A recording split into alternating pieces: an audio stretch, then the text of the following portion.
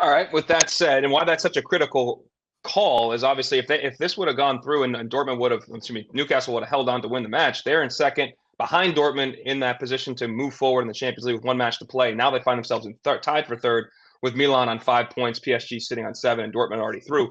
So Janos, I'll leave with you. Do you agree with the guys, or do you think that ultimately the call was the correct call on the field? No, it wasn't. But I mean, look, we're looking for perfection in an imperfect world. There isn't a decision that would have been good for anybody, really, because you have to go.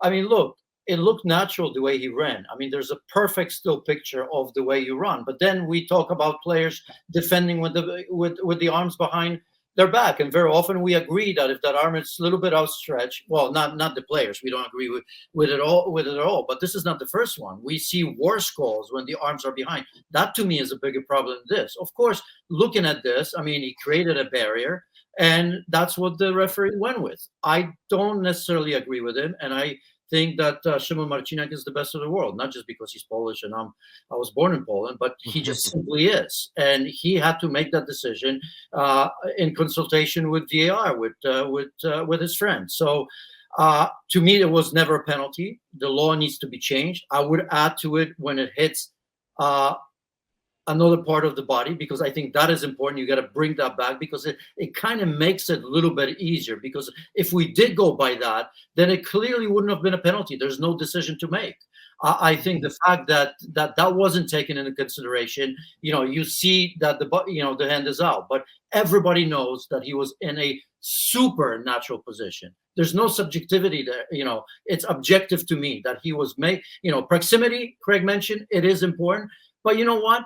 All that goes out the window, because at some stage you have to make a decision, and these laws, these referees I don't think they are given a chance to think for themselves. It's just, look, we have to go with that. Because if he didn't go with that, we'd be still sitting here saying, this is crazy. He didn't go by the book. So it's absolutely crazy. I don't want to start VAR conversation here. It could have gone either way and nobody would have been happy.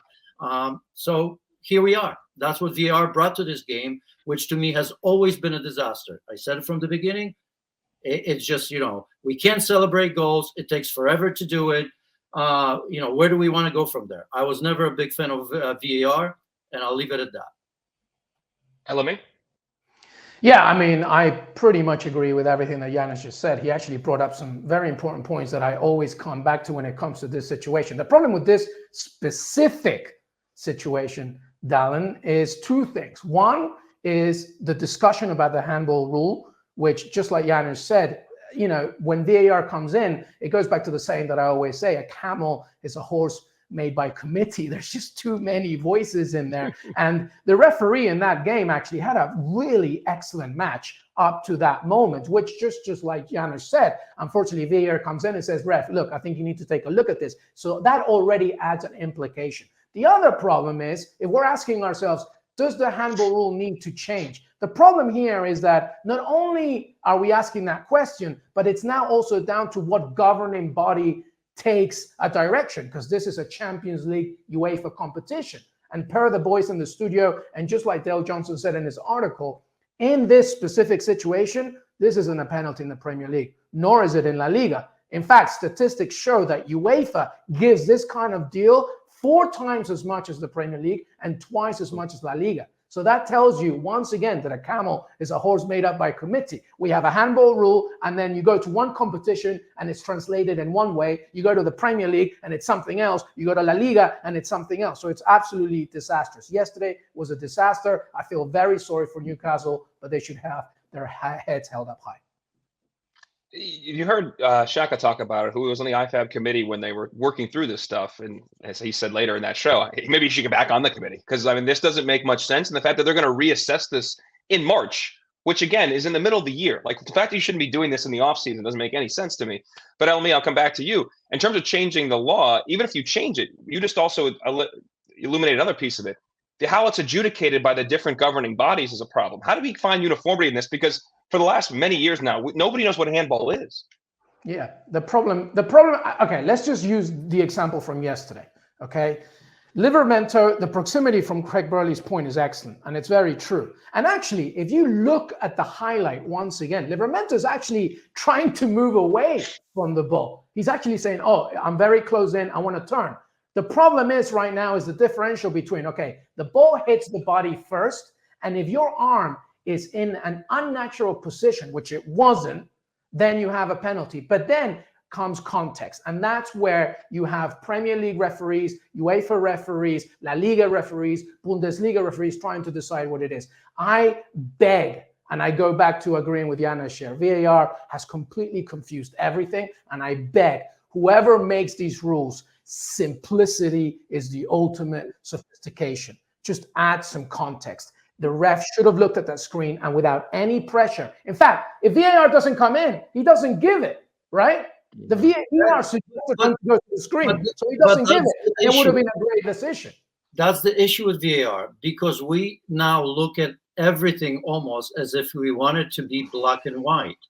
We took the decision making away from the referees. We took the trust away from the referees, because yesterday, even if VAR calls him on it, if Szymon Marciniak was able to make up his own mind, trust me. And again, I know him personally, so I hope this doesn't come across, but I know well enough, as I said, he is the best referee in the world for me, that he would not give that penalty if he knew that he doesn't have to kind of go by the book. I mean, they want to be consistent. So even if he maybe deep down with the way the rules are now, he probably said, look, this is the decision I'm going to make. Next time it comes up, I'm going to make the same decision.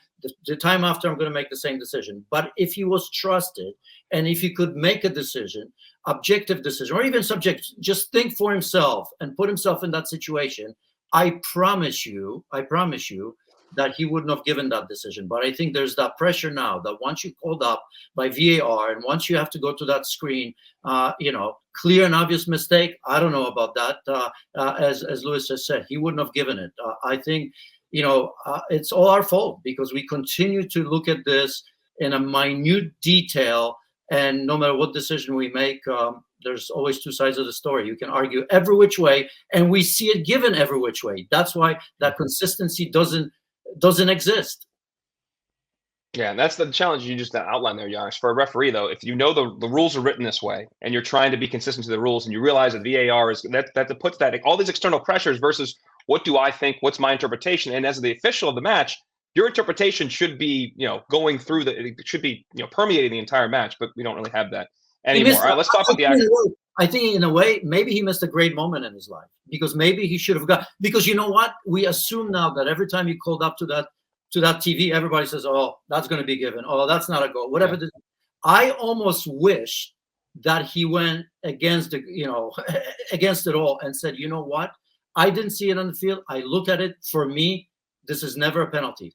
Look, there would have been pressure because you didn't go by the book maybe, but I promise you 99% of people would have said, good for you. And I wish he did that. But, it's, in the moment, it's not so easy to think about that. Yeah, I agree with you. Actually, in the last couple of years, as VAR has gone on, I thought that referees would have a chance to look at it and then have their own interpretation and make a call. That does not seem to be the way it's been. It's almost 99% of the time they see whatever the VAR says and they go and do whatever that was dictated to them. Where did we begin? A camel is a horse made by committees. Just too many people talking. You got it. You got it.